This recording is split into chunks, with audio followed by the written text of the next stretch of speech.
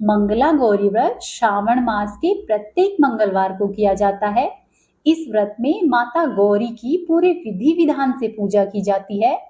क्योंकि यह व्रत मंगलवार को पड़ता है, इसीलिए ही इसे मंगला गौरी व्रत कहते हैं।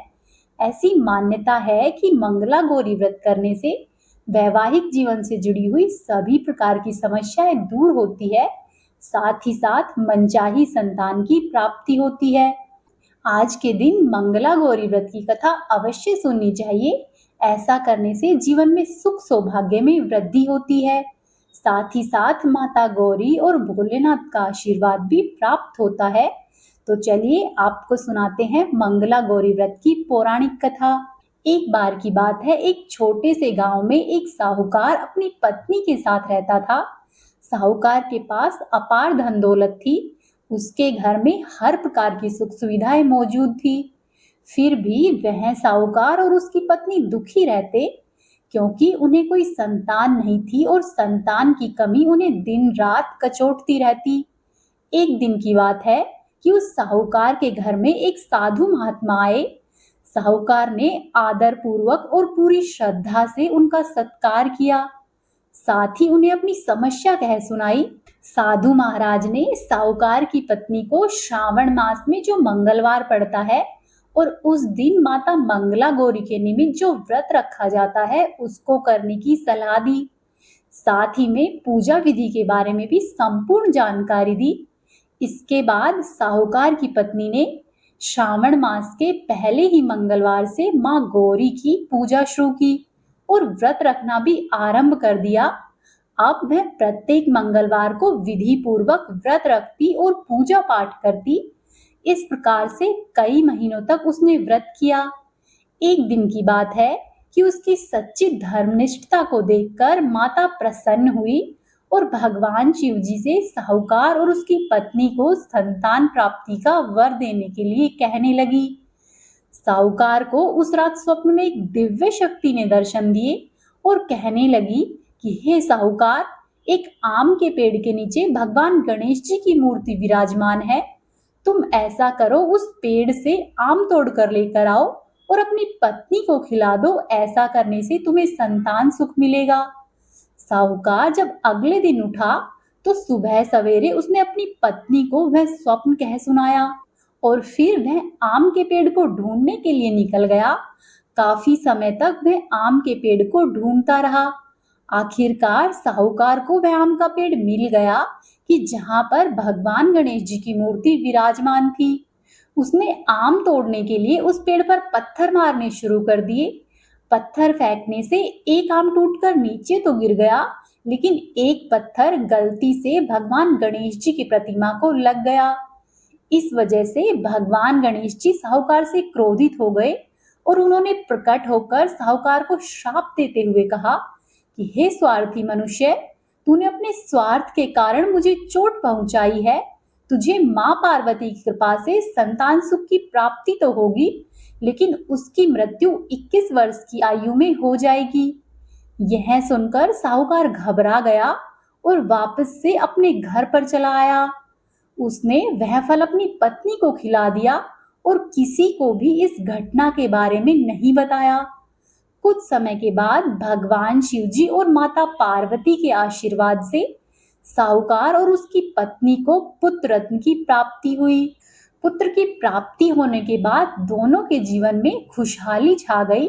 उन्हें हर तरह का सुख प्राप्त हुआ, लेकिन साथ ही साथ साहूकार को अब ये चिंता खाए जाती कि मेरा पुत्र तो अल्पायु है।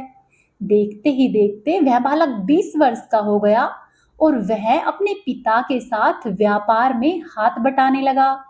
एक दिन की बात है कि अपने व्यापार से घर लौटते समय साहूकार एक पेड़ की छांव में तालाब के किनारे बैठकर अपने पुत्र के साथ भोजन ग्रहण करने लगा।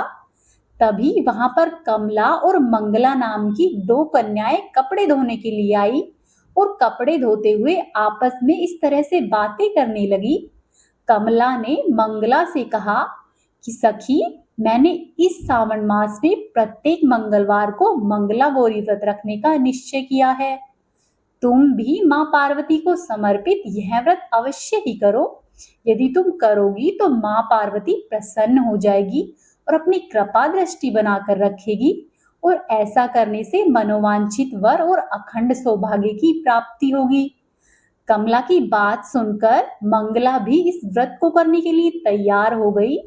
दूसरी ओर साहूकार ने दोनों कन्याओं के बीच की जब ये पूरी बातें सुनी, तो उसने अपने मन ही मन में सोचा कि यह कन्या मंगला गौरी का व्रत रखती है और इसे अखंड सौभाग्य की प्राप्ति अवश्य ही होगी। इसीलिए यही कन्या मेरे पुत्र के लिए एक योग्य वधू साबित होगी। ऐसा सोचकर और विवाह का प्रस्ताव लेकर वह कन्या के पिता के पास पहुंचा। साहूकार की गांव में प्रतिष्ठा और मान सम्मान होने के कारण कमला के पिता ने अपनी पुत्री का विवाह साहूकार के लड़के के साथ संपन्न कराया। विवाह के बाद भी कमला विधि पूर्वक माता मंगला गौरी का व्रत करती रही।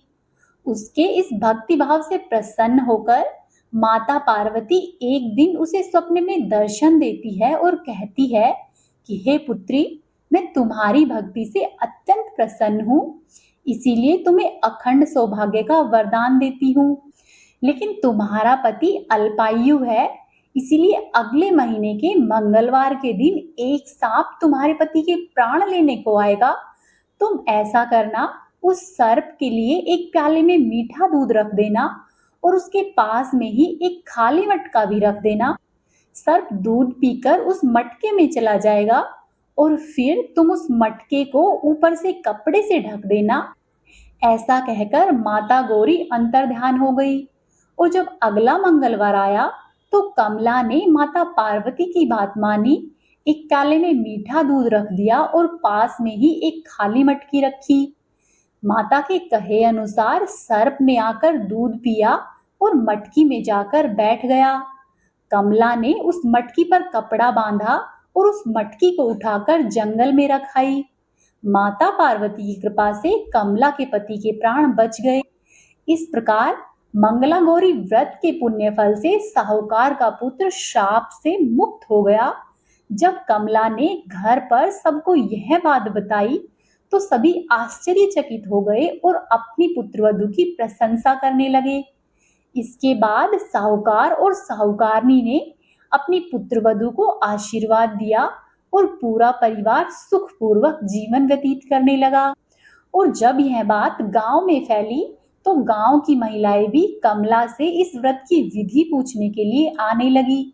कमला ने उन्हें विधि बताई और व्रत करने की सलाह दी। सभी महिलाओं ने माता मंगला गौरी व्रत को श्रद्धा पूर्वक करना शुरू किया।